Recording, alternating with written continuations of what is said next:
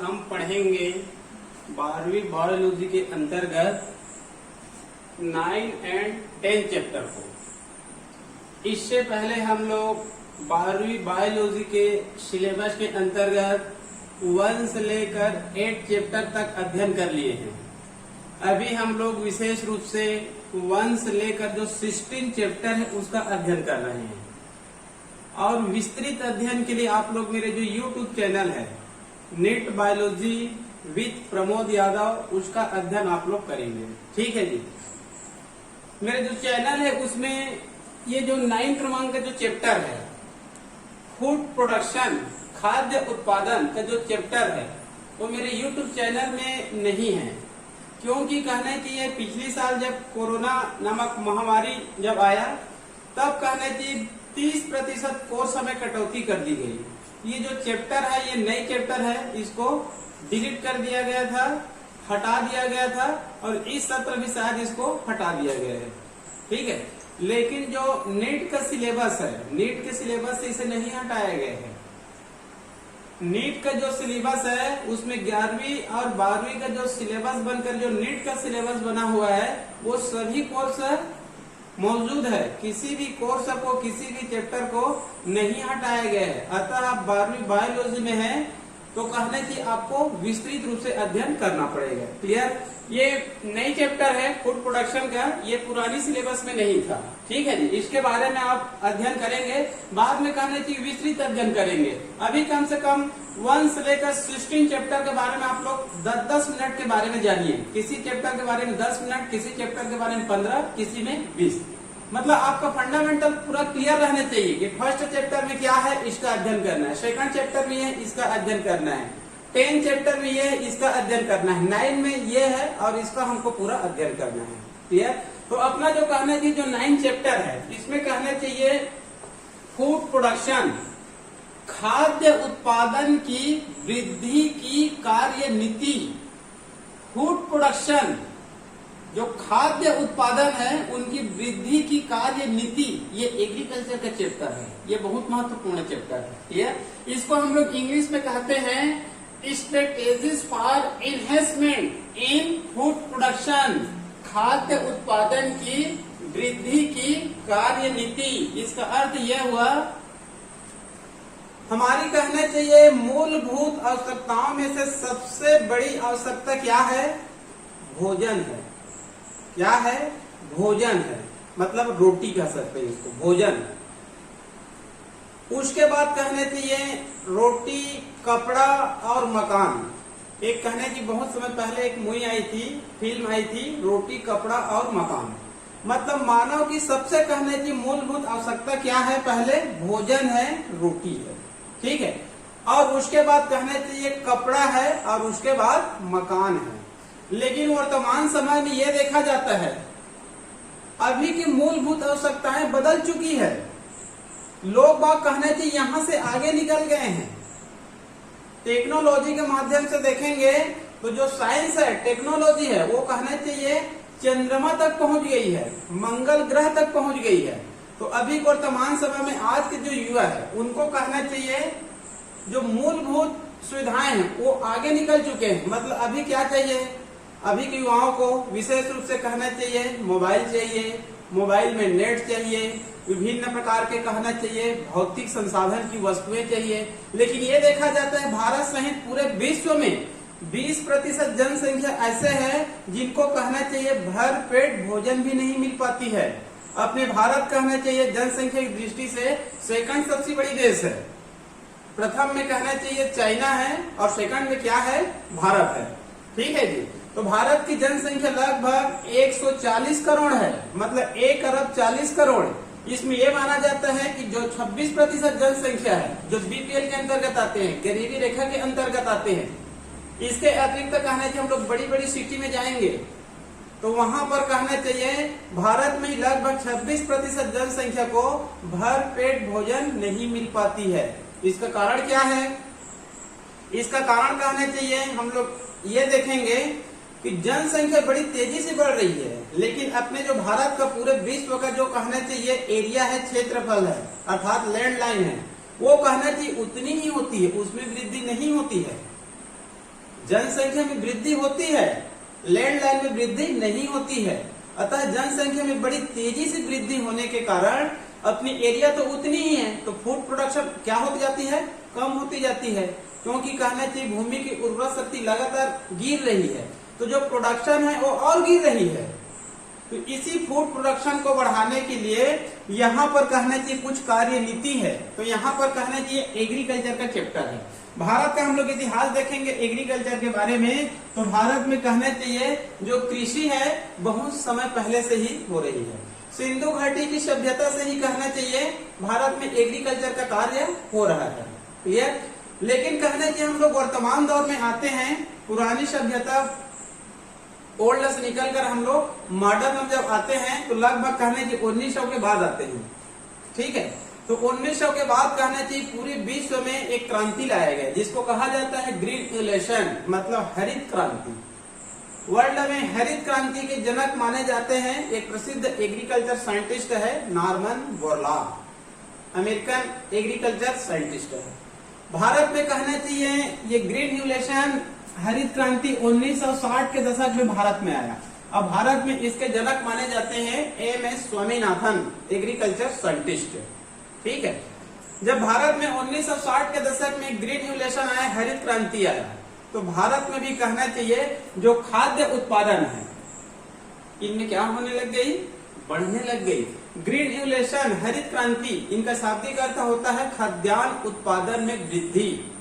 खाद्यान्न उत्पादन, खाद्यान्न के अंतर्गत जिसको हम लोग भोजन के रूप में ग्रहण करते हैं, जैसे कि सीरियल्स मतलब चावल, मक्का, ज्वार, बाजरा, जौ, ये सब कहने चाहिए सीरियल्स है, बड़ी धान्य। इसके बाद कहने चाहिए जो छोटी धान्य है, मतलब कुल मिलाकर फूड मटेरियल, चाहे आपका कहना चाहिए चावल हो, गेहूं हो, मक्का, ज्वार, बाजरा, और इधर हार्टिकल्चर में भी आ जाते हैं। हार्टिकल्चर में कहना चाहिए समस्त प्रकार का वेजिटेबल और समस्त प्रकार के फल। और टेक्नोलॉजी में भी आजकल हम लोग देखते हैं कृषि के क्षेत्र में बड़ी बड़ी टेक्नोलॉजी आ गए। आजकल कहना चाहिए मजदूर की सहायता से कृषि नहीं की जाती है। आज से आप लोग 25 साल पहले जाइए, 20 साल पहले जाइए, टोटल कहना चाहिए मजदूर कार्य करते थे। ठीक है जी, हल चलाते थे। लेकिन आजकल उसके जगह में ट्रैक्टर से लेकर हार्वेस्टर से लेकर बड़ी बड़ी कहना चाहिए टेक्नोलॉजी, बड़ी बड़ी मशीन आ गई है। ठीक है जी, आजकल व्यक्ति कार्य नहीं करता है। ये कहना चाहिए किसकी देन है, ये ग्रीन रिवोल्यूशन हरित क्रांति की ये देन है। यहाँ पर ज्यादा विस्तृत अभी अध्ययन नहीं करेंगे, क्योंकि ज्यादा विस्तृत अध्ययन करेंगे तो एक ही कहना चाहिए पीरियड में 2-3 कहना चाहिए चैप्टर पूरा नहीं हो पाएगा। क्योंकि एग्रीकल्चर फूड प्रोडक्शन एक ऐसी चैप्टर है, इसमें कहना चाहिए लगभग 15 लेक्चर लगेगा। लगभग कहना चाहिए 40-40 मिनट का 15 से 20 कहना चाहिए लेक्चर लगेगा। क्योंकि हमको कहना चाहिए एक ही लेक्चर में 60 मिनट का एक ही लेक्चर में 2-3 टॉपिक को पूरा करना है। क्लियर? उसके बाद कहना चाहिए तो हो गया हिस्ट्री। जैसे कि मेथड देखते हैं, क्या मेथड देखेंगे, फूड प्रोडक्शन कैसे बढ़ा सकते हैं। ठीक है, तो यहाँ पर कहना चाहिए मेथड में 5 पॉइंट दिया गया विशेष रूप से। ठीक है, मतलब फूड प्रोडक्शन की वृद्धि हमको बढ़ाना है तो कौन कौन से मेथड को उपयोग कर सकते हैं, पहले आप लोग इसको याद रखेंगे। क्लियर? पहला है seed sowing, seed sowing. Second है आर्टिफिशियल वेजिटेटिव प्रोपेगेशन, पुस्तक में मिला लेंगे full form, seed sowing, artificial vegetative propagation. Third है स्केलिंग, और फोर्थ है प्लांट ब्रीडिंग, ये प्लांट ब्रीडिंग के अंतर्गत आती है। और उसके बाद फिफ्थ हमें क्या है, टिश्यू कल्चर। ये सब क्या है, ये फूड प्रोडक्शन बढ़ाने की विधियां, मतलब अधिक से अधिक हम लोग फूड का उत्पादन कैसे कर सकते हैं। क्लियर? पहला है सीड सोइंग, इनकी सहायता से कहना चाहिए प्रोडक्शन हम लोग क्या कर सकते हैं, बढ़ा सकते हैं। ये पुरानी विधि है। ठीक है जी, हम लोग कहना चाहिए छत्तीसगढ़ में देखते हैं या फिर अन्य राज्यों में भी देखते हैं सीड सोइंग। अधिकांश कहना चाहिए हमारे छत्तीसगढ़ में धान की खेती होती है, मध्य प्रदेश में कहना चाहिए गेहूं की खेती होती है, उत्तर प्रदेश, हरियाणा, पंजाब, यहाँ भी कहना चाहिए विशेष रूप से गेहूं की खेती होती है।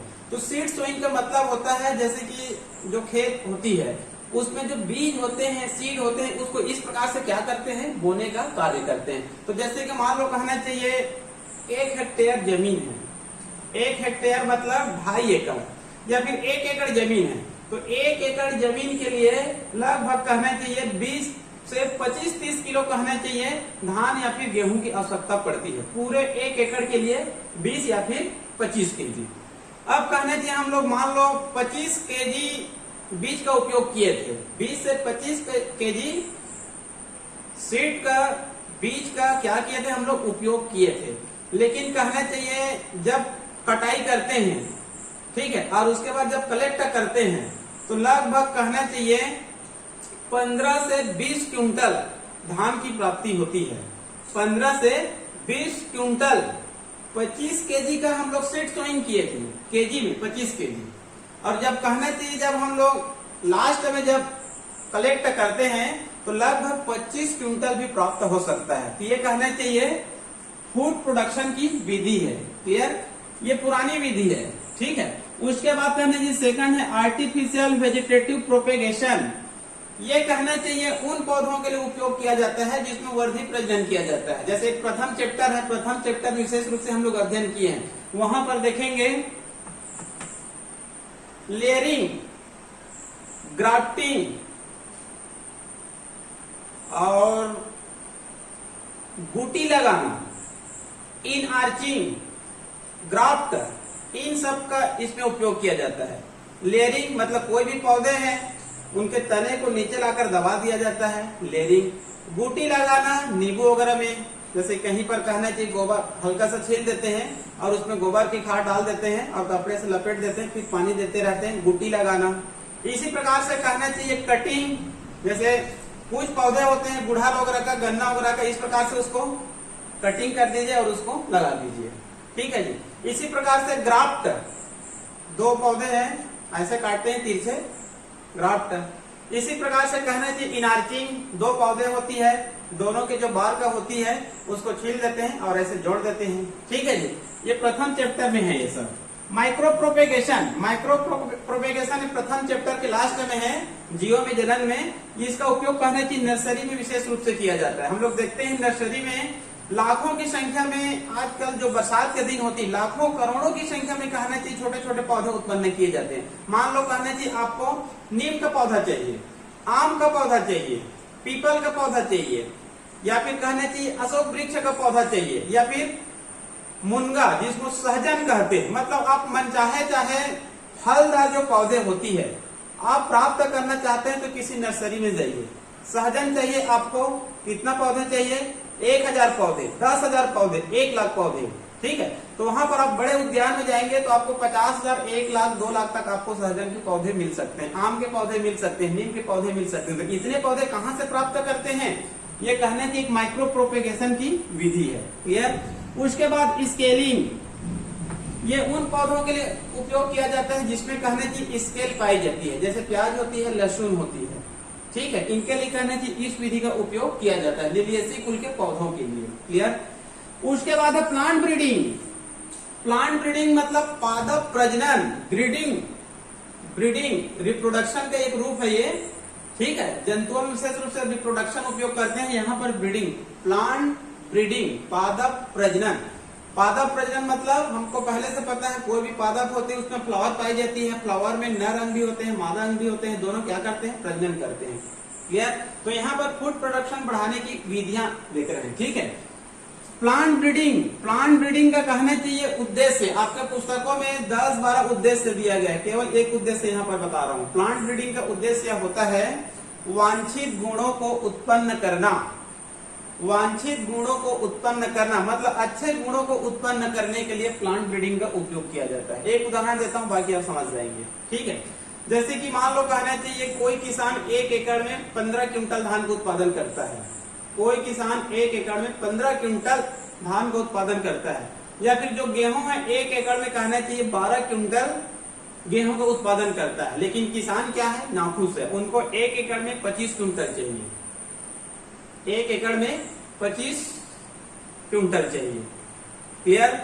तो प्लांट ब्रीडिंग का उद्देश्य होता है प्रोडक्शन में वृद्धि करना, क्योंकि आपके पास लैंड लाइन कम है, जनसंख्या बढ़ती है तो आपको प्रोडक्शन ज्यादा चाहिए, चाहे एनिमल में हो चाहे प्लांट में हो। क्योंकि प्लांट ब्रीडिंग है तो प्लांट से यहाँ पर रिलेटेड है। वही कहने की जंतुओं के ऊपर भी लागू होता है। जंतु भी जो प्रोडक्ट देते हैं, जैसे कि एक काऊ देखते हैं, जो कहना चाहिए डोमेस्टिक काऊ होते हैं वो कहना चाहिए 2 लीटर से 5 लीटर दूध देते हैं। तो आपको ऐसे काऊ चाहिए जिसमें से आपको 15 लीटर कहना चाहिए दूध उत्पादन होना चाहिए। तो उसी प्रकार से हर में, जैसे आप टमाटर लगाते हैं, ठीक है, करेला लगाते हैं, भिंडी लगाते हैं, कोई भी हार्टिकल्चर लगाते हैं, वेजिटेबल प्लांट लगाते हैं, चाहे कहना चाहिए फल देने वाले पौधे लगाते हैं, तो आपको ज्यादा से ज्यादा क्या चाहिए, प्रोडक्शन चाहिए। सेव लगाते हैं, अनार लगाते हैं, यदि कहना चाहिए नींबू लगाते हैं, सहजन लगाते हैं, कोई भी आप कहना चाहिए प्लांट लगाना चाहते हैं, तो आपको ज्यादा से ज्यादा क्या चाहिए, उत्पादन चाहिए। चाहे आपका चावल हो, चाहे गेहूं हो, चाहे मक्का हो, चाहे ज्वार हो, चाहे बाजरा हो। क्लियर? तो प्लांट ब्रीडिंग का मुख्य उद्देश्य यही है। क्लियर? इसका दूसरा और होता है मौसम की मार को सहने की क्षमता होना चाहिए, मतलब विपरीत परिस्थिति में इनकी मृत्यु पौधे की नहीं होना चाहिए। क्लियर? इसमें रोग प्रतिरोधक क्षमता होनी चाहिए। आजकल किसान कहना चाहिए इससे सबसे ज्यादा परेशान है, रोग प्रतिरोधक क्षमता पौधों में नहीं है। आए दिन कहना चाहिए किसान कहना चाहिए स्प्रेयर पकड़कर कीटनाशक, फंगिसाइड सब मेडिसिन लेकर कहना चाहिए हमेशा इस प्रकार से छिड़काव करते रहते हैं। ये कहना चाहिए वातावरण भी प्रदूषित होता है और हमको जो भोजन मिलता है वो भी कहना चाहिए प्रदूषित होता है, जहरीला हो जाता है। क्लियर? तो इसमें रोग प्रतिरोधक क्षमता होनी चाहिए, मतलब स्वयं ठीक होने की क्षमता होनी चाहिए, मतलब कुल मिलाकर पौधों में इम्यूनिटी क्षमता अधिक होनी चाहिए। क्लियर? ये प्लांट ब्रीडिंग का कहने की उद्देश्य है। और इसका मेन उद्देश्य है creation of variation. Creation of variation इसका हिंदी नाम होता है विविधता का उत्पादन।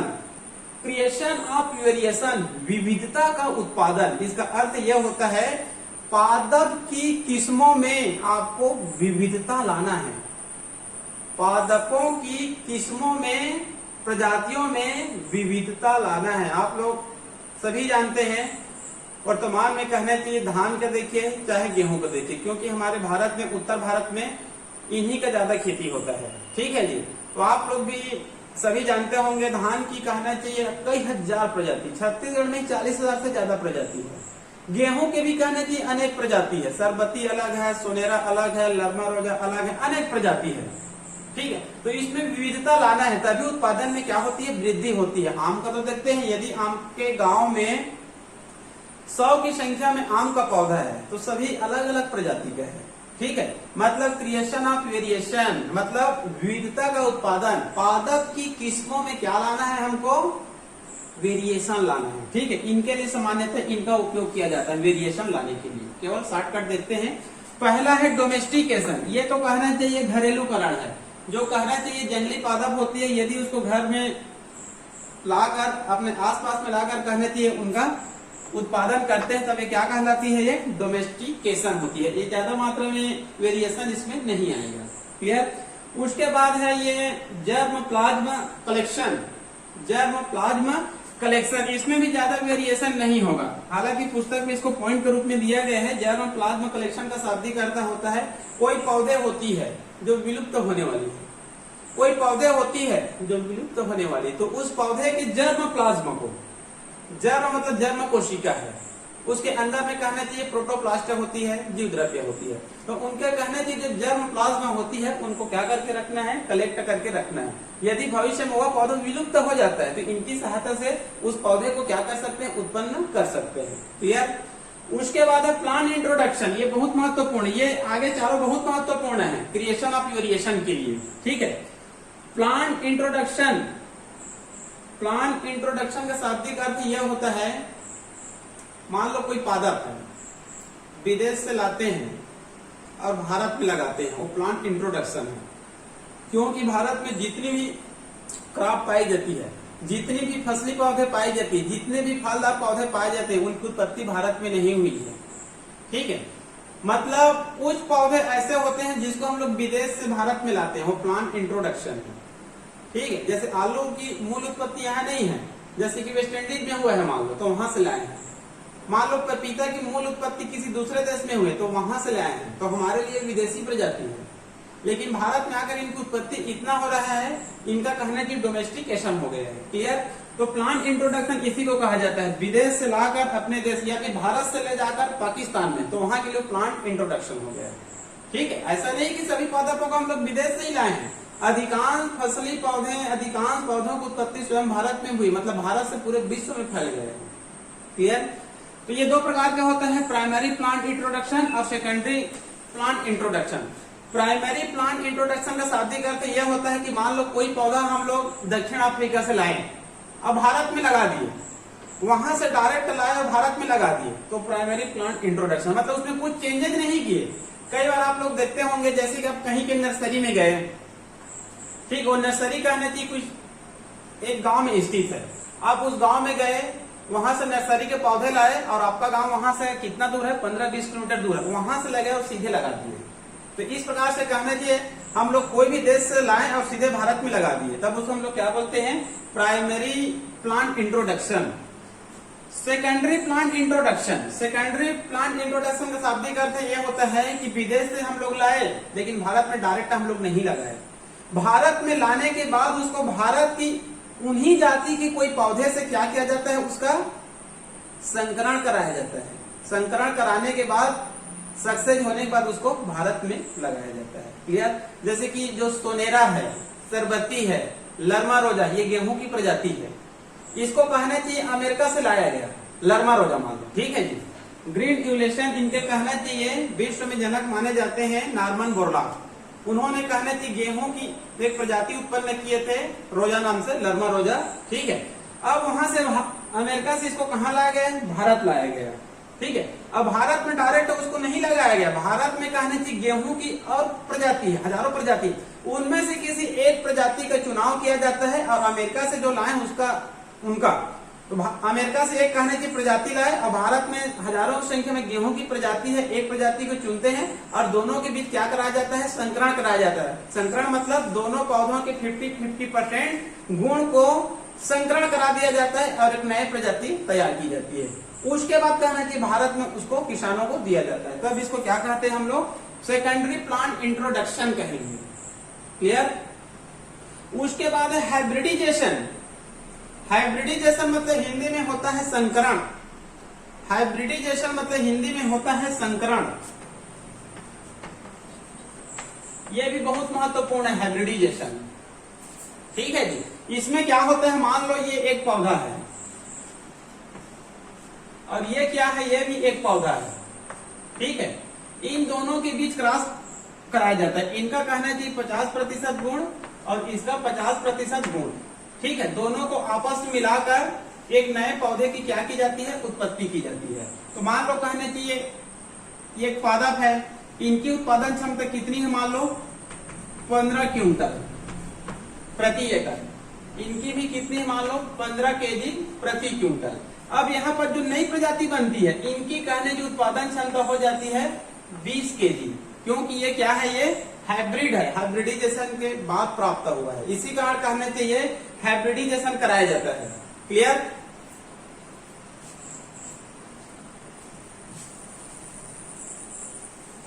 हाइब्रिडाइजेशन मुख्य रूप से कहना चाहिए 3 प्रकार का दिया गया है, ठीक है जी। पहला दिया गया है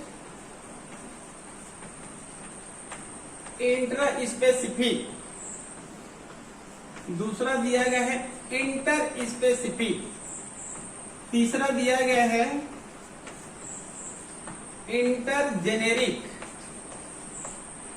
इंटर स्पेसिफिक हाइब्रिडाइजेशन, उसके बाद है इंटर और उसके बाद है इंटर जेनेरिक। इसमें क्या होता है, पहले वाले में जैसे कि उपजाति, एक और ले लेते हैं उपजाति, इन दोनों के बीच क्रॉस कराया जाता है। ये भी उपजाति, एक ही जाति के दो उपजाति, एक ही जाति के दो उपजाति के बीच क्या कराया जाता है, क्रॉस कराया जाता है। इसमें क्या किया जाता है, एक जाति और दूसरा जाति, इन दोनों के बीच क्या कराया जाता है, क्रॉस कराया जाता है। ये दोनों समान जाति हो सकते हैं या फिर अलग अलग जाति भी हो सकते हैं। इसमें क्या होता है, दो अलग अलग वंशों के बीच क्रॉस कराया जाता है, जेनेरिक, दो अलग अलग वंशों के बीच क्रॉस कराया जाता है। क्लियर?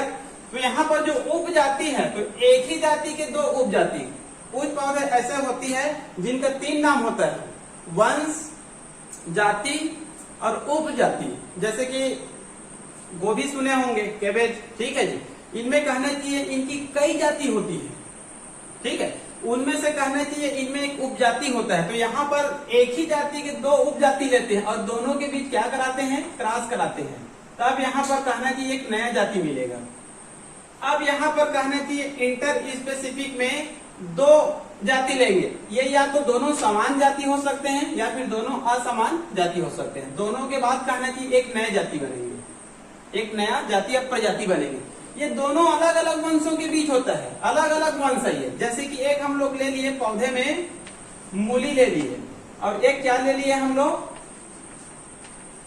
गोभी ले लिए, कैबेज ले लिए। ये अलग जाति है और ये अलग जाति है, दोनों मिलकर जब नए बनती है तो यहाँ पर कहना चाहिए नया जाति का क्या होता है, निर्माण होता है। क्लियर? मतलब हाइब्रिडाइजेशन के बाद जो नया जाति मिलेगा, यहाँ नया जाति मिलेगा, यहाँ नया जाति मिलेगा, ये नया जाति मिलेगा, इनमें फूड प्रोडक्शन क्या होती है, ज्यादा होती है।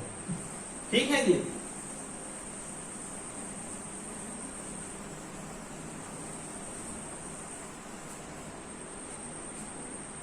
उसके बाद है इसमें हाइब्रिडाइजेशन के बाद पॉलीप्लाइडी ब्रीडिंग।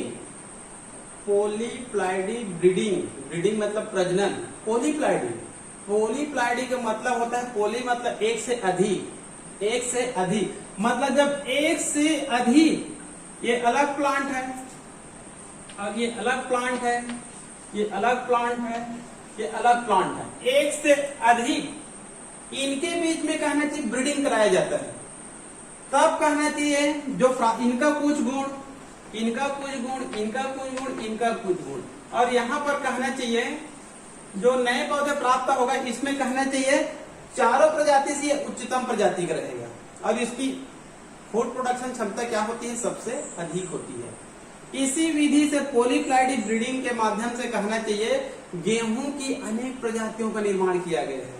आपके पुस्तक में देखेंगे एक इसका क्रॉस करके दिया गया है। ठीक है, बाद में विस्तृत अध्ययन करेंगे। ठीक है जी।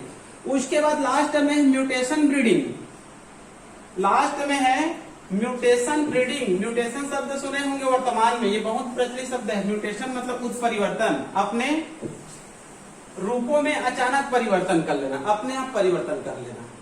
ठीक है जी। तो कुछ पौधे ऐसे होती है उसमें म्यूटेशन हो जाती है। ठीक है, अपने आप उनकी जो जीन की संरचना होती है, क्रोमोसोम की संरचना होती है, उसमें परिवर्तन हो जाते हैं। और परिवर्तन होने के बाद मान लो कहना चाहिए एक नया ये कुछ पौधा है, इसमें अचानक से क्या हो जाती है, म्यूटेशन होती है। मतलब इनके जो जीन होती है या फिर क्रोमोसोम होती है उसमें अचानक परिवर्तन हो जाती है और इसके जो अगली पीढ़ी से जो पौधे प्राप्त होगा तो ये कहना चाहिए म्यूटेंट प्रजाति कहलाती है और इनकी अपेक्षा फूड प्रोडक्शन देने की क्षमता इसमें क्या होती है, अधिक होती है। ठीक है। बाद में कहना चाहिए जो म्यूटेशन ब्रीडिंग है इसका उपयोग जेनेटिक इंजीनियरिंग में किया गया, बायोटेक्नोलॉजी में किया गया, जिनका अध्ययन हम लोग विशेष रूप से चौथे चैप्टर में करेंगे, मतलब फोर्थ यूनिट में करेंगे। क्लियर? उसके बाद है टिश्यू कल्चर, लास्ट में क्या है उसके बाद टिश्यू कल्चर। यहाँ पर कहना चाहिए मेथड है फूड प्रोडक्शन की, पहला है seed sowing, second artificial vegetative propagation, उसके बाद है स्केलिंग और उसके बाद है प्लांट ब्रीडिंग और उसके बाद है टिश्यू कल्चर। टिश्यू कल्चर का अर्थ होता है जैसे कि एक कल्चर मीडिया, टिश्यू कल्चर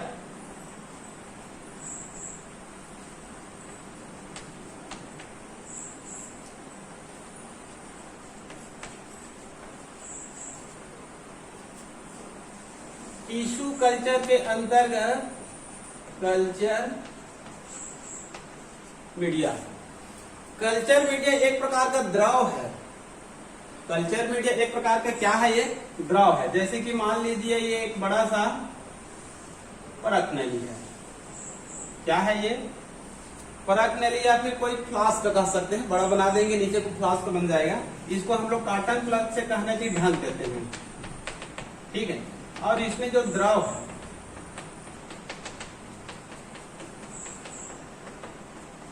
ये द्रव है, ये कहना चाहिए कल्चर मीडिया है। ये क्या है, ये कल्चर मीडिया है। और इस कल्चर मीडिया का खोज कहने चाहिए जी हरिसन नामक साइंटिस्ट ने किया है। दिक्कत यह होता था कि पहले जब कोई भी कोशिका पर रिसर्च किया जाता था ठीक है, टिश्यू कल्चर किया जाता था तो कोशिका डेथ हो जाती थी। ठीक है, तो उसको कहना चाहिए डेथ से बचाने के लिए कल्चर मीडिया लाया गया, मतलब एक द्रव लाया गया। इस द्रव में जैसे कि हम लोग कोई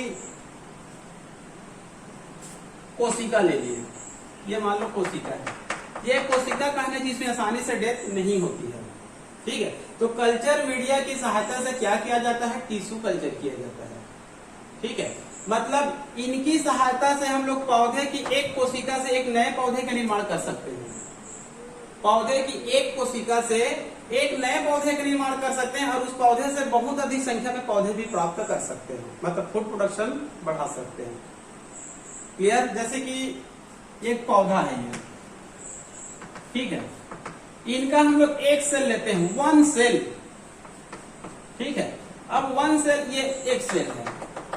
ठीक है, अब इस एक ही सेल से हम लोग नए प्लांट का निर्माण इसमें कर सकते हैं और ये प्लांट इस प्लांट के समान रहेगा, मतलब ये क्लोन है एक प्रकार से, सोमा क्लोन कहते हैं इसमें। टिश्यू कल्चर से प्राप्त पौधे को सोमा क्लोन कहा जाता है, मतलब ये जो पौधे है सेम उसी प्रकार से ये भी पौधे प्राप्त होगा, क्योंकि यहाँ पर सेक्सुअल रिप्रोडक्शन नहीं हो रहा है। ठीक है, और बाद में कहना चाहिए इनकी सहायता से हम लोग अनेक पौधे प्राप्त कर सकते हैं। ठीक है, तो ये कहना चाहिए टिश्यू कल्चर है। टिश्यू कल्चर के लिए कहना चाहिए कुछ आवश्यक उपकरण चाहिए, जैसे कि दिया गया है क्या क्या चाहिए, तो आप अपने स्कूल में जो लैब होगा उसका उदाहरण ले सकते हैं। जैसे कि टिश्यू कल्चर करने के लिए क्या चाहिए, एक लैब चाहिए और इसमें कुछ क्या चाहिए, एपरेटस चाहिए, बहुत सारे इसमें एपरेटस चाहिए। और इनकी सबसे बड़ी विशेषता होती है कि इसमें कहना चाहिए न्यूट्रिशन मीडियम चाहिए। ठीक है, न्यूट्रिशन मीडियम मतलब पोषण माध्यम। इसका अर्थ यह होता है ये जो कल्चर मीडिया है इसमें कहना चाहिए पोषण पाई जाती है, जिनके कारण कोशिका की मृत्यु नहीं होती है। इनमें कहना चाहिए प्रोटीन होती है, वसा होती है, विटामिन होती है, मिनरल्स के अंतर्गत दीर्घ तत्व भी पाए जाते हैं, मतलब CHO, NPK, और माइक्रो एलिमेंट्स भी पाए जाते हैं। माइक्रो एलिमेंट्स के अंतर्गत मैग्नीज होती है, कॉपर होती है, जिंक होती है, मोलिब्डेनम है, बोरान है। ठीक है, जो मिनरल से होती है तत्व होती है उसको दो भागों में बांट दिया जाता है, एक होता है मैक्रो और एक होता है माइक्रो। मैक्रो जो ज्यादा मात्रा में पाई जाती है, जैसे CHO, NPK, CHO, NPK। Micro के अंतर्गत manganese, copper, zinc, molybdenum, boron. इसमें मिनरल्स भी पाई जाती है, प्रोटीन पाई जाती है, विटामिन पाई जाती है, एंटीऑक्सीडेंट्स पाई जाती है, ग्रोथ हार्मोन पाई जाती है। ठीक है जी, और इसमें नारियल का पानी, मक्का का दूध, केला, टमाटर का जूस, ये सब इसमें मिला दिया जाता है ताकि कहना चाहिए कोशिका की मृत्यु ना हो। मतलब इसको टोटल क्या मिलती है, इसको न्यूट्रिशन। ठीक है, इनको एक लैब चाहिए, उपकरण चाहिए, न्यूट्रिशन मीडियम चाहिए, इनको उचित मात्रा में क्या चाहिए, लाइट चाहिए, उचित मात्रा में एरिएशन मतलब हवा चाहिए। इसका और एक महत्वपूर्ण होता है, इनको एक निश्चित मात्रा में कहना चाहिए टेम्परेचर चाहिए। क्या चाहिए, टेम्परेचर। तो टेम्परेचर लगभग कितना होना चाहिए, 20 से लगभग 26 डिग्री सेल्सियस के बीच होना चाहिए। 20 से 26 डिग्री सेल्सियस के बीच होना चाहिए, मतलब कम या फिर ज्यादा नहीं होना चाहिए। ठीक है, ये टिश्यू कल्चर है। टिश्यू कल्चर के माध्यम से फूड प्रोडक्शन की मात्रा को क्या किया जा सकता है, बढ़ाया जा सकता है। क्लियर? आगे चलकर आपके पुस्तक में टिश्यू कल्चर के प्रकार दिए गए हैं।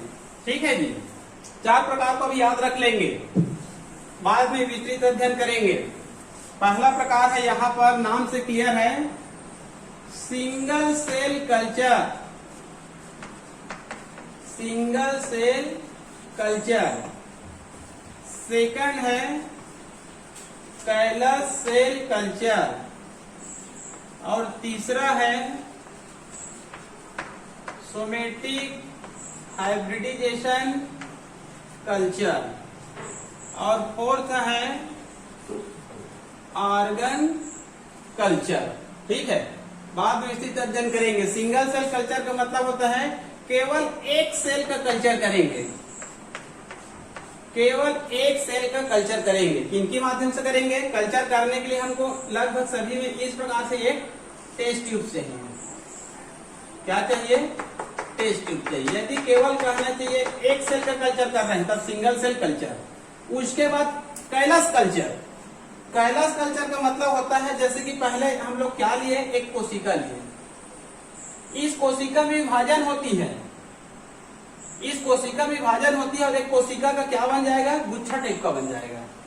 इस गुच्छा टाइप को कहना चाहिए कोशिका का अविभाजित और असंगठित समूह कहते हैं। अविभाजित और असंगठित समूह, इसी को क्या कहा गया है? कैलस कहा गया है। इसका कल्चर किया जाएगा। आगे चलकर है सोमेटिक हाइब्रिडाइजेशन कल्चर।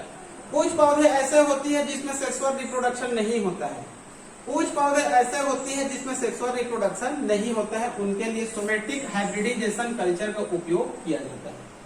ठीक है जी। इनमें मान लो कहना चाहिए एक पौधा ए और एक पौधा बी, इसका प्रोटोप्लास्ट को अलग किया जाता है और इनका भी प्रोटोप्लास्ट को अलग किया जाता है। दोनों का जीव द्रव्य होती है उनको अलग किया जाता है। क्लियर? और इनके मान लो कहना चाहिए ये एक जीव द्रव्य है, इनका प्रोटोप्लास्ट है और ये इनका। अब इन दोनों आपस में इसको जोड़ देते हैं और जोड़ने के बाद जो नए पौधे की प्राप्ति होती है उसको कहना चाहिए हम लोग क्या बोलेंगे? Hybrid plant. इसी का नाम दिया गया है सोमेटिक हाइब्रिडाइजेशन कल्चर। उसके बाद है आर्गन कल्चर। आर्गन कल्चर के अंतर्गत कुछ अंग का कल्चर किया जाता है, इसमें नए पौधे नहीं बनती है, कुछ आर्गन का क्या किया जाता है? कल्चर किया जाता है, जिसके कारण इसको आर्गन कल्चर कहा जाता है। क्लियर? तो ये सब कहना चाहिए एग्रीकल्चर का चैप्टर है। ठीक है, ये जो चैप्टर है फूड प्रोडक्शन, ये अभी वर्तमान में जितना भी पढ़े हैं हम लोग, ये सब कहना चाहिए एग्रीकल्चर है। ये खाद्य उत्पादन बढ़ाने की विधियां, खाद्य उत्पादन बढ़ाने की विधियां। तो यहाँ पर 5 विधियां, 5 मेथड याद रख लेंगे। पहला है सीड सोइंग, सेकंड है आर्टिफिशियल वेजिटेटिव प्रोपेगेशन, थर्ड है स्केलिंग,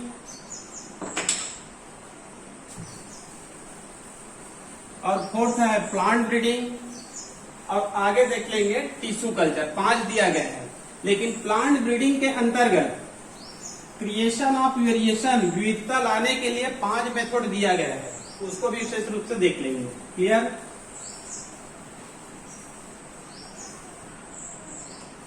उसके बाद 2 शब्द आपके और दिया गया है इसके लास्ट में, वो भी एमपी है, कंपटीशन परीक्षा की दृष्टि से बता रहा हूं 2 लाइन में। एक दिया गया है single cell protein, single cell protein, और दूसरा दिया गया है बायोफोर्टिफिकेशन।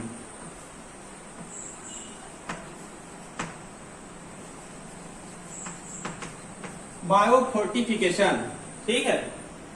सिंगल सेल प्रोटीन, इसका शाब्दिक अर्थ यह है कि पूरे विश्व में लगभग 25% जनसंख्या प्रोटीन की कमी से जूझ रही है। पूरे विश्व की 25% पॉपुलेशन प्रोटीन की कमी से जूझ रही है। तो वैज्ञानिकों ने इसको दूर करने के लिए एक टेक्नोलॉजी का आविष्कार किया है, एक विधि का आविष्कार किया है, जिसको क्या कहा जाता है? Single cell protein. अर्थात इसके अंतर्गत जो सिंगल सेल होते हैं, अर्थात इसके अंतर्गत जो सिंगल सेल होते हैं, जैसे कि कुछ बैक्टीरिया, कुछ एल्गी और कुछ ईस्ट, ये जो कहना चाहिए सिंगल सेल होते हैं, एक कोशिकी होते हैं, इनमें कहना चाहिए प्रोटीन पाई जाती है। तो इनको प्रोटीन प्राप्त करने के लिए उगाया जा रहा है, प्रोटीन प्राप्त करने के लिए इनको उगाया जा रहा है। क्लियर? इसका शाब्दिक अर्थ है यही है। एक स्पाइरुलम, एक स्पाइरुलम नामक कहना चाहिए सूक्ष्म जीवी है, साइनोबैक्टीरिया, इसमें अधिक मात्रा में प्रोटीन पाई जाती है। ठीक है। एक कहना चाहिए फ्यूजेरियम, इनमें भी प्रोटीन पाई जाती है। ठीक है। इनको उगाया जा रहा है क्योंकि इसमें क्या पाई जाती है? प्रोटीन पाई जाती है। भोजन के रूप में इसको ग्रहण किया जाएगा, क्योंकि प्रोटीन की कमी है पूरे विश्व में। कार्बोहाइड्रेट की कमी नहीं है, क्योंकि कार्बोहाइड्रेट तो पूरे चावल में मिल जाती है, आलू में मिल जाती है। ठीक है। प्रोटीन किसमें मिलती है? दाल में मिलती है, सोयाबीन में मिलती है, अंडा में मिलती है, चिकन में मिलती है, और ये महंगी होती है। हर व्यक्ति दाल नहीं खा सकता, 100 रुपए किलो है। हर व्यक्ति चिकन नहीं खा सकता, 150 से 200 रुपया केजी है। हर व्यक्ति अंडा नहीं खा सकता, क्योंकि हर व्यक्ति दूध नहीं पी सकता क्योंकि 40 रुपया लीटर है। ठीक है जी, तो प्रोटीन की कमी से जूझ रहे हैं। आप जो चावल लेते हैं, आलू लेते हैं, वो टोटल कहना चाहिए कार्बोहाइड्रेट होती है, कार्बोहाइड्रेट की परेशानी नहीं है। ठीक है, उसके बाद है बायोफोर्टिफिकेशन। बायोफोर्टिफिकेशन का शाब्दिक अर्थ होता है, मान लो कहना चाहिए हम जो एग्रीकल्चर करते हैं, ठीक, किसान एग्रीकल्चर करते हैं, जैसे कि चावल प्राप्त करते हैं, गेहूं प्राप्त करते हैं, गन्ना है, मक्का है, ज्वार है, बाजरा है, हॉर्टिकल्चर विभिन्न प्रकार के प्राप्त करते हैं, लेकिन इसमें पोषण मान की कमी होती है। किसकी कमी होती है?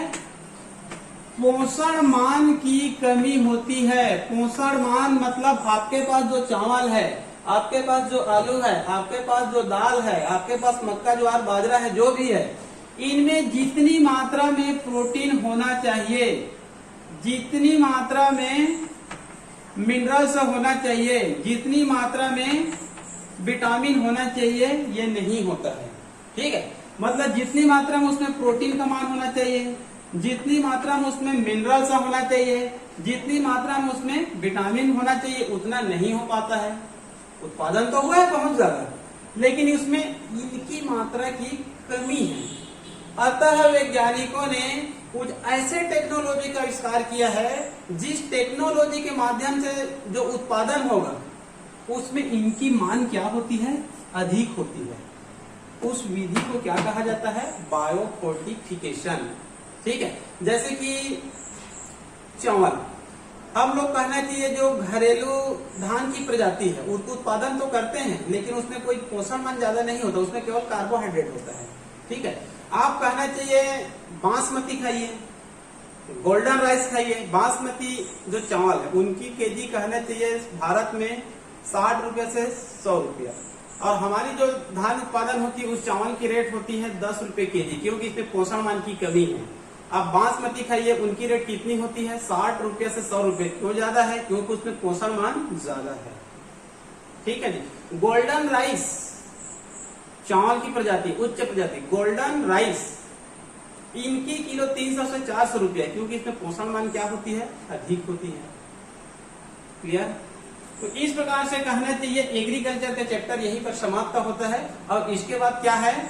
Animal husbandry. इसके बाद क्या है? Animal husbandry.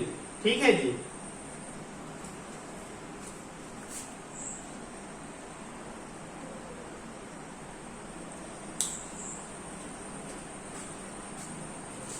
नाइन चैप्टर के अंतर्गत आगे और बचा हुआ है, ये तो हो गया एग्रीकल्चर। फूड प्रोडक्शन के अंतर्गत अब एनिमल हस्बेंड्री का अध्ययन करेंगे।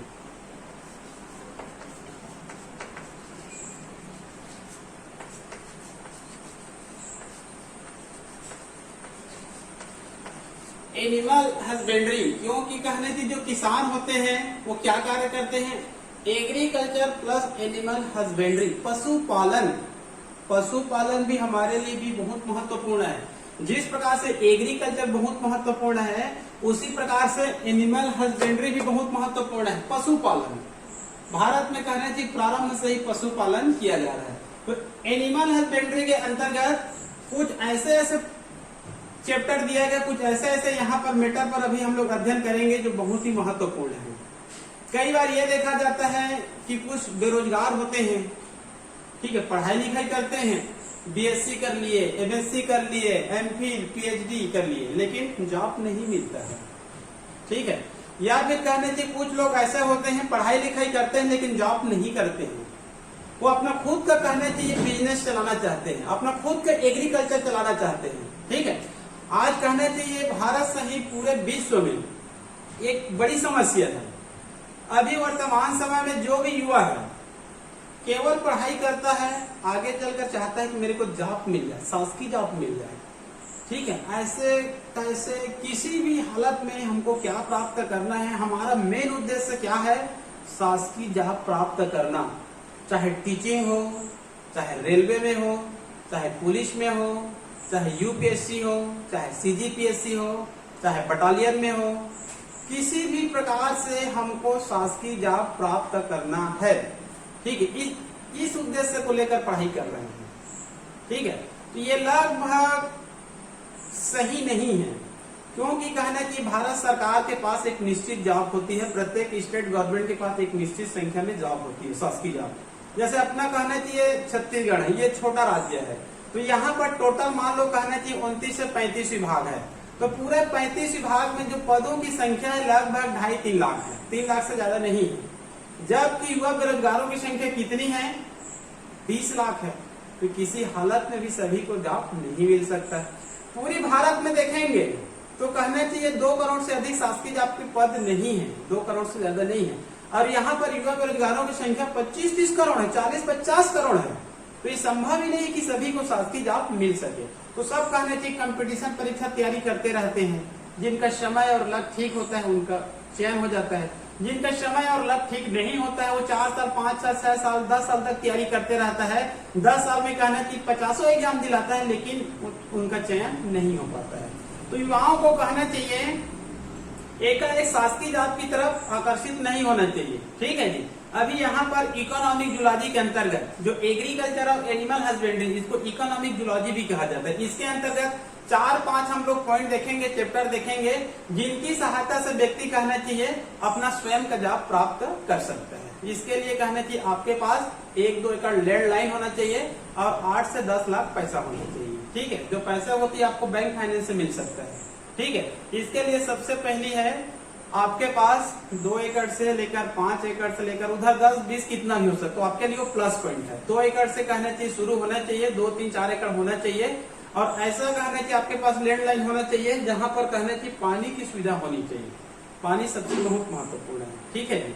लेकिन आजकल पानी की भी कुछ कमी है, तो नए नए टेक्नोलॉजी आ गए हैं, केवल आपको कहना चाहिए आपके दिमाग का उपयोग करना है। क्लियर? तो यहाँ पर कहना चाहिए इकोनॉमिक जूलॉजी के अंतर्गत हमारे 12वीं के चैप्टर में दिया गया है, ये पुराने सिलेबस में भी था और ये नई सिलेबस में भी है। ठीक है जी। पहला है डेयरी फार्म। पहला क्या है यहाँ पर? Dairy farm. आप लोग बोलते ही या फिर लिखते ही आप लोग समझ गए होंगे कि इसका अर्थ क्या है, डेयरी फार्म। क्लियर? दूसरा है फिशरीज। सुनते ही आपको समझ में आ गया होगा फिशरीज। तीसरा है एपीकल्चर, शहद उत्पादन, शहद मधुमक्खी पालन। चौथा है सेरीकल्चर, रेशम का उत्पादन, रेशम कीट की सहायता से। क्लियर? उसके बाद है एक्वाकल्चर, जल की खेती। ठीक है, इसी के अंतर्गत हम लोग एक पर लगा दे सकते हैं मोती, और इसी के अंतर्गत क्रेब, इसी के अंतर्गत प्राण, झींगा, इसी के अंतर्गत यूनियो मतलब कुछ सीपी का। इसमें केवल इसका अध्ययन करेंगे पर लगा। उसके बाद छठवा है पोल्ट्री फार्म।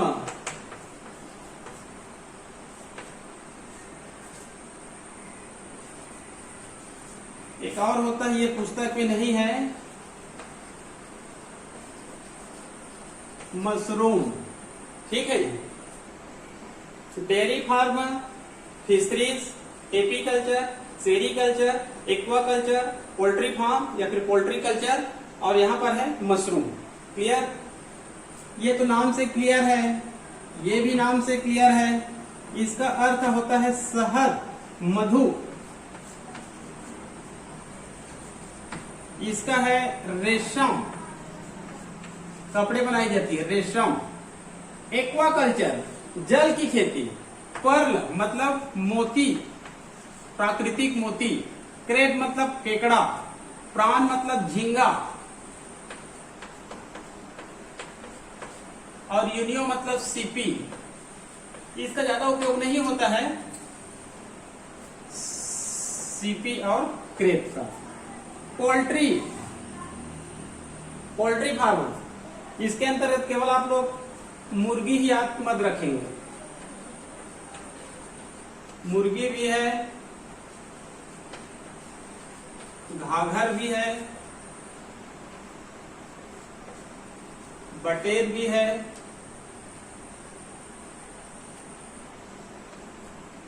कबूतर भी है।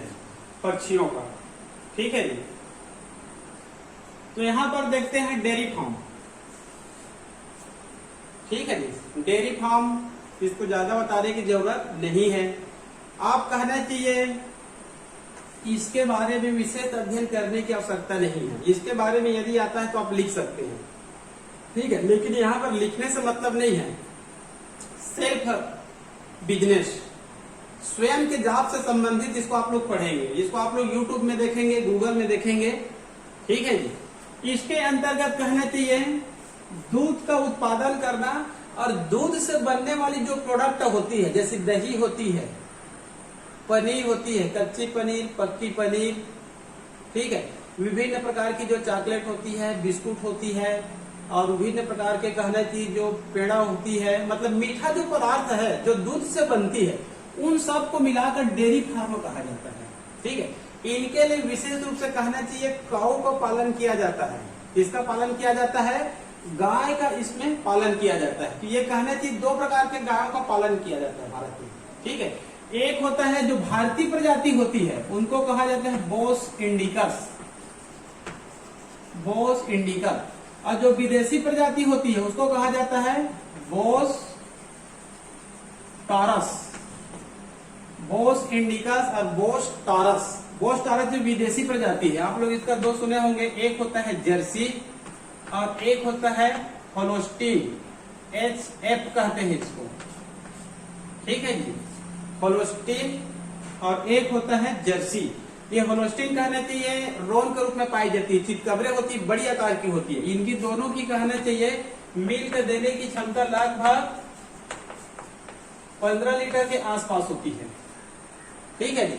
और जो भारतीय प्रजाति होती है वो दूध तो कम देते हैं, 5 से 10 लीटर, लेकिन इनके दूध में क्या होती है, क्वालिटी होती है। ठीक है, इनकी कहना चाहिए आप लोग, जो हमारी जो छत्तीसगढ़ मध्य प्रदेश में वो छोटी प्रजाति है, वो ज्यादा मात्रा में कहना चाहिए मिल्क का प्रोडक्शन नहीं करती है। इनके लिए जनरली तौर पर जो गुजरात में गाय पाई जाती है उनको उपयोग किया जाता है। आप लोग सुने होंगे गिर प्रजाति, क्या प्रजाति, गिर प्रजाति, रेड सिंधी प्रजाति, इसके अतिरिक्त साहिवाल, साहिवाल है, गिर है, रेड सिंधी है, इंदौर क्षेत्र में पाई जाती है उसको मालवी कहते हैं, हरियाणा में पाई जाती है उसको हरवाणवी कहा जाता है, राजस्थान का एक जिला है नागौर, वहां पाई जाती है उसको नागौरी कहा जाता है।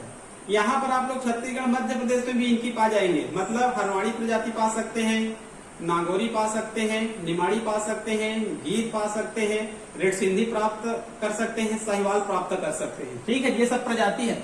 ये जनरली तौर पर 5 से 10 लीटर मिल्क का प्रोडक्शन करते हैं। ठीक है, और जो विदेशी प्रजाति होती है वो 15 से 20 से 25 लीटर भी देते हैं, लेकिन भारत में ये माना जाता है ये ज्यादा देती है तो इनके दूध में उतना मिठास नहीं होती है जितने की भारतीय प्रजाति में होती है। कई बार तो गांव में ये होता है कि इनके जो मिल्क होती है इसमें कुछ रोग होते हैं, कैंसर होते हैं, ये भी माना जाता है। क्लियर। उसके बाद है कहना चाहिए इसमें विशेष रूप से सक्सेस होने के लिए एनिमल ब्रीडिंग का अध्ययन किया गया है। इसका अध्ययन किया गया है एनिमल ब्रीडिंग। एनिमल ब्रीडिंग मतलब जंतु प्रजनन। इसमें 2 प्रकार का होता है, बाद विशेष रूप से अध्ययन करेंगे। एक होता है इन ब्रीडिंग और एक होता है आउट ब्रीडिंग। इन ब्रीडिंग मतलब होता है आपके जो घर में ही है, आपके गांव में ही है, उन नर और मादा गाय और बैल के बीच में जो क्रॉस होता है।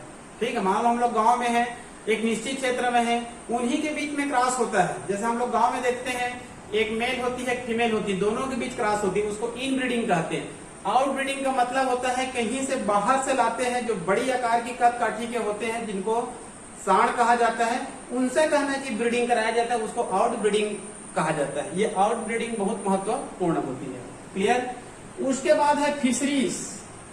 फिशरीज मतलब मत्स्य पालन, मछलियों का पालन करना। इसके लिए आपको कहना चाहिए एक निश्चित आकार की, यदि आप कहना चाहिए इसको बिजनेस के रूप में ले रहे हैं, यदि आप इनको एक अपना जॉब बना रहे हैं, तो आपको कहना चाहिए अच्छे ढंग से फिशरीज या फिर मत्स्य पालन करना पड़ेगा। इसके लिए आपको एक निश्चित लंबाई, गुड़ी, चौड़ाई, एक गहराई चाहिए। ठीक है, तभी आप उसमें इसकी कितनी लंबाई होना चाहिए, कितनी चौड़ाई होना चाहिए, कितनी गहराई होना चाहिए। ठीक है, तब इसमें कितनी कहना चाहिए वाटर होना चाहिए। फिश डालने से पहले इसमें कहना चाहिए गोबर का खाद डालना पड़ेगा, चूना डालना पड़ेगा, ठीक है जी। ऑक्सीजन इसमें बीच बीच में आपको ज्ञात करना पड़ेगा, टेम्परेचर ज्ञात करना पड़ेगा, अमोनिया ज्ञात करना पड़ेगा ताकि मछलियों की मृत्यु ना हो। मछलियों को कहना चाहिए भोजन देना पड़ेगा। आजकल कहना चाहिए मार्केट में फिश का भोजन मिलता है, जिस प्रकार से ये जो कहना चाहिए गाय होती है, भैंस होती है, इनके लिए मार्केट में क्या मिलती है, भोजन मिलती है। इसके अंतर्गत केवल गाय का हम लोग देखें, इसके अंतर्गत दूध प्राप्त करने के लिए बफेलो मतलब भैंस का भी उपयोग किया जाता है, बल्कि बफेलो से ज्यादा मात्रा में मिल्क मिलता है। किनकी अपेक्षा, काऊ की अपेक्षा। तो कहना है कि भैंस की प्रजाति देखेंगे तो सबसे अधिक दूध देने वाली भैंस की प्रजाति क्या है, मुरा है। उसके बाद क्या है, जफराबादी। उसके बाद क्या है, मेहसाणा। ये कहना चाहिए 4-5 प्रजाति है, ठीक है। पुस्तक में चित्र देख लेंगे, नीली रावी, ये सब कहना चाहिए भैंस की प्रजाति है। इनकी मिल्क क्षमता इनकी अपेक्षा क्या होती है, अधिक होती है, ठीक है। उसके बाद है फिशरीज। ये कहना चाहिए आपका पौंड है, मतलब तालाब है। इसमें आप लोग कहना चाहिए 15% करके 4-5 प्रजाति का इसमें किया जाता है। या तो कहना चाहिए 15 करके, या फिर 30, 40, या फिर 35, 70 और ये 30, मतलब 3 जाति है आपके पास मान लो। एक क्या है, रोहू, और ये क्या है, कतला, और ये क्या है, मृगल। ये है रोहू, ये है कतला, ये है मृगल। तो इसको इस रेशियो में ले सकते हैं 35%, 35%, 30%, टोटल 100 हो गया। या फिर इसमें ले सकते हैं 30, 40, टोटल कितना हो गया, 100। या फिर कहना चाहिए टोटल 6 प्रजाति भी लिया जा सकता है, जैसे कि एक हो गया रोहू, एक हो गया कतला, एक हो गया मृगल, एक हो गया ग्रास कार्प, और एक हो गया सिल्वर कार्प, और एक हो गया कॉमन कार्प। तो 1, 2, 3, 4, 5, 6 प्रजाति हो गया, ठीक है। तो इनको 15, 20 ऐसे कुछ ले सकते हैं। मतलब किसी भी प्रजाति को किसी के साथ आप कल्चर नहीं कर सकते हैं, क्योंकि एक दूसरे के विरोधी भी होते हैं। एक दूसरे के विरोधी होंगे तो एक दूसरे से लड़ेंगे, ठीक है। रोग हो सकते हैं, आपको हानि हो सकता है, क्लियर। आजकल कहना चाहिए जो डोमेस्टिक फिश होती है उनका भी उत्पादन किया जा सकता है, क्लियर। उसके बाद है एपी कल्चर। उसके बाद क्या है, एपी कल्चर।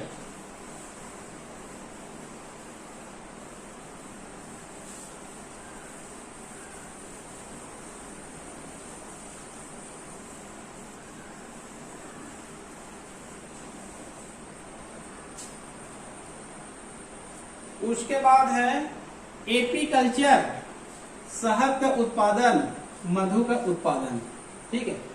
इसके लिए आप लोग सुने होंगे हनी बी, मधुमक्खी। हनी बी, मधुमक्खी, ये कीट है। ये क्या है, ये कीट है, ठीक है जी। तो इनकी भी कई प्रजाति होती है, इनकी भी क्या होती है, कई प्रजाति होती है। तो जो हनी उत्पादन करते हैं, शहद उत्पादन करते हैं, उसको हनी बी कहा जाता है। ये प्राकृतिक रूप से नहीं होता है, लेकिन इसको आर्टिफिशियल रूप से किया जाता है आजकल अपने जॉब के लिए, ठीक है। आप लोग सुने होंगे कई कंपनी है भारत में, जैसे पतंजलि है, डाबर है, बैद्यनाथ है। पतंजलि तो सुने हैं बाबा रामदेव वाला। हर कहने चाहिए दुकान में पतंजलि का, डाबर का आपको शहद मिलेगा। तो इतने शहद कहाँ से प्राप्त करते हैं लोग, कि छत्ते से निकालते हैं? नहीं, इनको कहना चाहिए आजकल आर्टिफिशियल रूप से किया जाता है। इनके लिए कहना चाहिए एक बड़ा सा रूम चाहिए। अब जैसे वहां पर छत्ता होता है, वैसे यहाँ पर छत्ता भी लगाया जाता है। और हनी बी को डोमेस्टिकन किया जाता है, मतलब उनको घरेलूकरण किया जाता है। जिस प्रकार से कहना चाहिए कबूतर एक पक्षी है, कबूतर कहना चाहिए बाहर में पाई जाती है, लेकिन देखेंगे कोई कबूतर पालन करते हैं तो कबूतर घर में ही होती है, बाहर जाते हैं फिर आ जाते हैं। तो उसी प्रकार से ये भी है एपी कल्चर, मतलब जो शहद उत्पादन करने वाले कीट होते हैं दूर दूर तक जाते हैं, फ्लावर से मधु लाते हैं, मकरंद लाते हैं, फिर वहीं पर आ जाते हैं। क्योंकि उसका क्या किया जाता है, घरेलूकरण किया जाता है। जैसे किसी के घर में देखते हैं बिल्ली होती है, कुत्ते होती है, घूमने जाते हैं लेकिन फिर वापस आ जाते हैं, क्लियर। तो उसी प्रकार से कहना चाहिए, मान लो एक मधुमक्खी का मान लो एक छत्ता है, क्या है ये मधुमक्खी का छत्ता है। तो इसमें 3 प्रकार के मधुमक्खी पाए जाएंगे। एक होता है क्वीन, एक होता है क्वीन जिसको हम लोग क्या कहते हैं, रानी कहते हैं। इनकी संख्या हमेशा कितनी होती है, 1 होती है। उसके बाद होती है इसमें 200 से 300 लैंगिक नर कहेंगे इसको, लैंगिक नर। मतलब ये ऐसे नर है जो प्रजनन की क्रिया करती है। इसको छोड़कर मान लो किसी छत्ते में इनकी संख्या कितनी है, मान लो 50,000 है। मधुमक्खी की संख्या कितनी है, 50,000। तो एक क्या है क्वीन, 200 से 300 क्या है, लैंगिक नर। उसके बाद जितने भी बचे वो सब कहना चाहिए मादा होती है।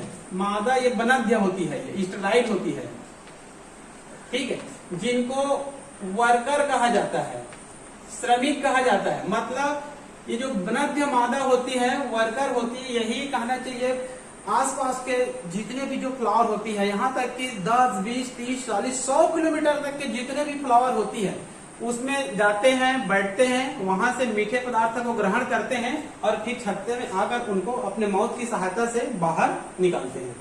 और उनका जो मकरंद होता है, मीठा पदार्थ होता है, जैसे ही हवा के संपर्क में आती है शहद में क्या हो जाती है, ये बदल जाती है। क्लियर। कई बार कहना चाहिए इसका रासायनिक संगठन पूछा जाता है 12वीं में कि जो शहद होती है उसमें किसका कितना प्रतिशत होता है, तो उसको आप लोग याद रख लेंगे।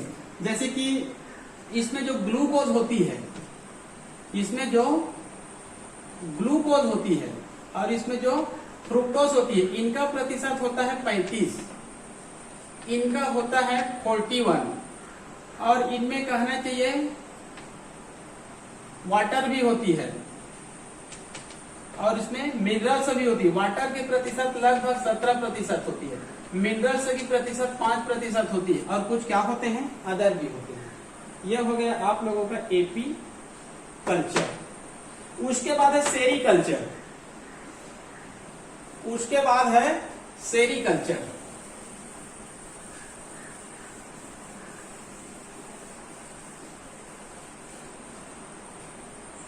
सेरीकल्चर का शाब्दिक अर्थ होता है रेशम का उत्पादन करना। रेशम का उत्पादन करना, रेशम का उपयोग होता है कपड़े बनाने में, रेशमी कपड़े। आप लोग सुने होंगे जो पुराने जमाने के कहना चाहिए जो राजा महाराजा होते थे, महारानी होती थी, ये रेशम के कपड़े का उपयोग करते थे। और क्योंकि 1818 में तो प्रथम कहना चाहिए भारत में कपड़ा मिल का फैक्ट्री लगा है। ये जो हम लोग कहने जो वर्तमान में जो सब पहनते हैं ये कपड़ा मिल से बना हुआ है।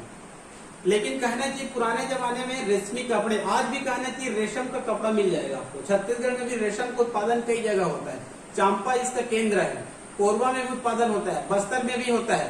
पूरे विश्व में सबसे अधिक रेशम का उत्पादन चाइना में होता है। चाइना प्रथम, भारत सेकंड। भारत में 29 राज्यों में देखेंगे तो कर्नाटक का स्थान क्या है, ये प्रथम है। तो रेशम का उत्पादन कैसे किया जाता है, रेशम का उत्पादन करने के लिए कुछ कीट चाहिए। क्या चाहिए, कीट। एक प्रसिद्ध प्रजाति है बोम्बिकस मोरी, ये चीनी प्रजाति है, चाइना से आया हुआ है।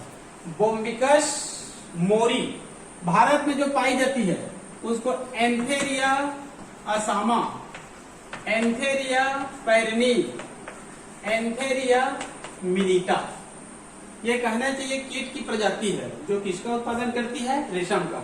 बोम्बिकस मोरी, एंथेरिया असामा, एंथेरिया पैरनी, एंथेरिया मिलिटा। जब हम लोग एपीकल्चर का अध्ययन कर रहे थे तो इनकी भी कुछ प्रजाति होती है। इनकी प्रजाति का आप लोग को नाम मैं बताना भूल गया था, इनको भी कई बार पूछा जाता है। शहद उत्पादन करने वाले मधुमक्खी की प्रजाति का नाम, ठीक है, इनका नाम होता है एपिस, एपिस नाम से है इसका sir, Apis indica, Apis dorsata, Apis florea, और दो और जाति है ट्राइगोना की जातियां और मेलिनोपा की जातियां। मेलिनोपा 5 प्रजाति दिया गया आपके पुस्तक में, जो किसका उत्पादन करता है, मधु का, शहद का। एपिस नाम से है, Apis, Apis indica, Apis dorsata, Apis florea और ट्राइगोना की जातियां और मेलिनोपा की जातियां। उसी प्रकार से रेशम को उत्पादन करने वाले कीट का नाम है बोम्बिकस मोरी। सबसे ज्यादा उपयोग इसी का होता है। एंथेरिया असामा, एंथेरिया पेर्डी, एंथेरिया मिलिटा। और इसके लिए एक प्लांट चाहिए। प्लांट कहने की अलग अलग प्लांट को उपयोग किया जा सकता है, हर प्लांट को उपयोग नहीं किया जाता है, क्योंकि जो कीट होती है ये कोई निश्चित प्लांट के लीफ को भोजन के रूप में ग्रहण करती है, हर पौधे के पत्ती को भोजन के रूप में ग्रहण नहीं करती है। ठीक है जी। तो एक होता है मलबेरी। मलबेरी मतलब सहतूत, सबसे ज्यादा इसी को उपयोग किया जाता है। उसके बाद अर्जुनी, कौवा का। ठीक है। तो ये कहना चाहिए, मान लो एक उद्यान है, ये क्या है, ये उद्यान है। अब यहाँ पर कहना चाहिए हजारों की संख्या में पहले क्या लगा देंगे हम लोग, मलबेरी का पौधा को लगा देंगे, क्योंकि मलबेरी होती है, सहतूत होती है, इसी की पत्ती को कहने चाहिए भोजन के रूप में क्या करती है, ग्रहण करती है। इनकी भी लगभग 34 प्रजाति होती है। एक पुस्तक में लिखा गया है, एक बार आया था क्वेश्चन में, रेशम उत्पादन करने वाले कीटों की प्रजातियों की संख्या कितनी है, तो 34 दिया गया था। ठीक है। तो यहाँ पर मैं 4 बताया हूँ। इसी प्रकार से जो पौधे होते हैं, इनकी भी कई पौधे होती है, मतलब केवल सहतूत मलबेरी के नहीं, कौवा का भी, जामुन का भी, लेकिन अलग अलग प्रजाति अलग अलग पौधे की पत्तियों को भोजन के रूप में ग्रहण करते हैं। तो मान लो ये किसका पौधा है, ये मलबेरी का। अब इसमें हमको रेशम कीट पालन करना है, रेशम को उत्पादन करना है। तो ये जो कीट है बोम्बिकस मोरी, इसका हम लोग ले लेंगे मेल और ले लेंगे फीमेल, और इसमें हम लोग इसको प्रविष्ट करा देते हैं। ये मेल और फीमेल इनकी पत्तियों को भोजन के रूप में ग्रहण करती है और दोनों आपस में प्रजनन करती है। ठीक है।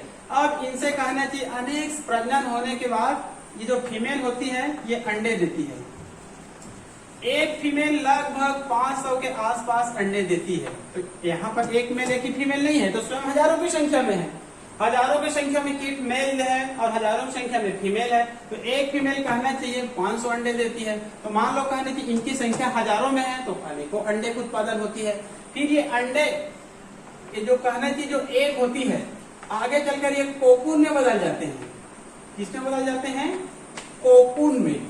और ये कोकून कहना चाहिए गोलाकार होती है, इसके अंदर कीट होती है। मान लो ये कोकून है, ये क्या है, ये कोकून है। इसी के अंदर ये कीट होती है और ये कीट डेथ हो जाती है और बाद में निकल भी सकती है या फिर नहीं निकलती है। अब हम लोग कोकून को क्या करते हैं, कलेक्ट करते हैं। अब हमारे पास कहना है कि लाखों करोड़ों की संख्या में क्या होती है, कोकून होती है। और इसी कोकून से किसका निर्माण होता है, रेशम का निर्माण होता है। तो इस प्रकार से हम लोग रेशम क्या कर सकते हैं, प्राप्त कर सकते हैं। क्लियर। रेशम बहुत महत्वपूर्ण होती है, इसमें प्रोटीन पाई जाती है। ठीक है जी। उसके बाद आगे है एक्वाकल्चर। एक्वाकल्चर के अंतर्गत केकड़े का उत्पादन कर सकते हैं, झींगा मछली का उत्पादन कर सकते हैं, यूनियोसिटी का उत्पादन कर सकते हैं। एक बहुत महत्वपूर्ण है इसमें पर्ल, मोती का उत्पादन। इसका उत्पादन पर्ल, ये नई सिलेबस में नहीं है, शायद पुराने सिलेबस में था। पर्ल मतलब मोती, पर्ल मतलब मोती का उत्पादन। ठीक है जी। इसके उत्पादन करने वाले प्रजाति को पिक्टांडा वल्गेरिस कहा जाता है। मोलस्का का एक जंतु है, पिक्टांडा या पिक्टेंडा वल्गेरिस। पिक्टेंडा वल्गेरिस ये एक प्रजाति है मोलस्का का। ये कहना चाहिए वाटर में पाई जाती है, विशेष रूप से कहना चाहिए समुद्र में पाई जाती है। कहाँ पाई जाती है, समुद्र में। ठीक है। तो इसमें भी कहना चाहिए जो पिक्टांडा वल्गेरिस है समुद्र में पाई जाती है और ये नेचुरली रूप से मोती का उत्पादन करती है। नेचुरली रूप से मोती का उत्पादन करती है। ये बहुत महंगी होती है। आजकल जितने भी मोतियों का हार, विभिन्न प्रकार के ब्रेसलेट जो पहनते हैं और डुप्लीकेट मोती होती है। ओरिजिनल प्राकृतिक मोती का उत्पादन एक समुद्री जंतु से होती है, उसका नाम होता है पिक्टेंडा वल्गेरिस। ठीक है। इसमें प्राकृतिक रूप से कई बार पूछा जाता है इस पर्ल का रासायनिक संगठन, 12वीं में ही कई बार पूछा गया, कंपटीशन परीक्षा में इसको कई बार पूछा जाता है कि मोती का केमिकल कंपोजिशन क्या होता है। तो इसको याद रख लेंगे।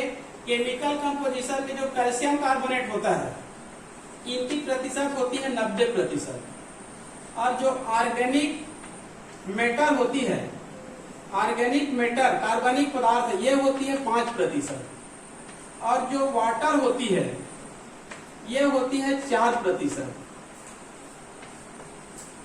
और जो अदर होती है वो होती है 1%। इसको जोड़ेंगे तो लगभग कहने चाहिए 100 होगा। Calcium carbonate 90%, organic matter 5%, water 4%, other 1%। ठीक है जी। पर्ल उत्पादन करने वाले जाति के नाम है पिक्टेंडा वल्गेरिस, मोलस्का के एक सदस्य है। ये समुद्र में पाई जाती है, समुद्र में होती है और वहीं पर मोती का उत्पादन करती है। उसके बाद जो गोताखोर होते हैं, ठीक है, अंदर जाते हैं और वहां से पर्ल एस्टर को लाते हैं। इसका सामान्य नाम पर्ल एस्टर है, वैज्ञानिक नाम पिक्टेंडा वल्गेरिस। ठीक है, जो पर्ल एस्टर होती है, पिक्टेंडा वल्गेरिस होती है, उसको समुद्र से लाते हैं और उनके शरीर से इसका निर्माण किया जाता है, पर्ल। क्लियर। उसके बाद है पोल्ट्री फार्म, इसके अंतर्गत मुर्गी पालन। ठीक है, ये तो आप लोग सभी जानते हैं, मुर्गी पालन, घाघर पालन, बटेर पालन, कबूतर पालन, ये सब कहने चाहिए सेल्फ बिजनेस के लिए है, ये सब एग्रीकल्चर का है। ठीक है, इसमें सबसे अधिक मात्रा में इसका किया जाता है मुर्गी पालन। ठीक है जी। इनकी भी कहने चाहिए अनेक जातियां होती, इनकी भी भारतीय मतलब डोमेस्टिक ब्रीड है और एक्जोटिक ब्रीड है, मतलब भारतीय और विदेशी। जो भारतीय होती है उसमें प्रसिद्ध नाम सुने होंगे आप लोग, एक होता है कड़कनाथ, बस्तर में मिलती है और उधर मध्य प्रदेश में भी मिलती है, झाबुआ तरफ। बड़ी आकार की होती है और लगभग काले कलर की होती है। ठीक है जी। एक भारतीय प्रजाति है, क्या है उसका नाम, कड़कनाथ। और होता है असील, और होता है घाघस, और होता है ब्रह्मा। ब्राहा से टेप लिखा रहता है, पुस्तक में देखेंगे चित्र भी मिलेगा। ठीक है जी। कड़कनाथ, असील, घाघस, ब्राहा, चारों का चित्र मिलेगा। उसके बाद इनका कहने की कुछ विदेशी प्रजातियां भी होती है, उसमें एक रहता है बड़ी आकार की होती है, जो विदेशी, जिस प्रकार से जो काऊ होते हैं ना, इसमें जो भारतीय गाय होती है वो छोटी आकार की होती है, जो विदेशी होती है जर्सी गाय, जिसमें कुबड़ नहीं होता है। ठीक है। और एक होता है एच होल्स्टीन, वो भी बड़ी आकार की होती है, चितकबरे होती है। उसी प्रकार से जो कहने की विदेशी जो प्रजाति होती है, ये आकार में बड़ी होती है, जैसे leg horn, white leg horn और कलर्ड लेग हॉर्न, मतलब व्हाइट भी हो सकते हैं और कलर भी हो सकते हैं। उसी प्रकार से और बड़ी आकार का मिलेगा आपको प्लायमाउथ, लेग हॉर्न, प्लायमाउथ। और एक और होता है Rhode Island red, Rhode Island red. ये सब विदेशी प्रजाति है, आपके पुस्तक में चित्र भी मिलेगा। क्लियर। और उसके बाद है मशरूम, ये कहने की कोर्स में नहीं है, ये भी बहुत महत्वपूर्ण है। यदि आप कहने की मशरूम के बारे में जानना चाहते हैं तो गूगल या फिर यूट्यूब में जाइए, ये भी सेल्फ बिजनेस के लिए बहुत महत्वपूर्ण है। क्योंकि जो मशरूम, छत्तीसगढ़ में मशरूम को कुटू कहा जाता है, और कुटू मतलब 400 रुपए किलो। कितना किलो? 400 रुपये। आजकल कहने की मशरूम उत्पादन के लिए ग्राम पंचायतों में भी एक मकान बना हुआ है, वहां पर कहना चाहिए इसके बीज लाए जाते हैं। इसके लिए बड़ा मकान नहीं चाहिए, एक कहना चाहिए 1 डिसमिल या फिर 2 छोटे छोटे रूम चाहिए, वहीं पर आप मशरूम का उत्पादन कर सकते हैं और इसमें लाखों रुपए कमा सकते हैं, क्योंकि इसका डिमांड भी बहुत ज्यादा है। 400 रुपये 500 रुपये किलो है। क्लियर। तो ये सब कहना चाहिए एनिमल हस्बेंड्री। ठीक है। Dairy farm, fisheries, apiculture, sericulture, aquaculture, poultry farm, mushroom. Aquaculture के अंतर्गत पर्ल फॉर्मेशन, ये भी बहुत महत्वपूर्ण है। झींगा मछली क्या है? ये झींगा मछली, इसका भी उत्पादन किया जाता है। तो ये हो गया आप लोगों का जो 9 चैप्टर है, फूड प्रोडक्शन, खाद्य उत्पादन वृद्धि की कार्य नीति।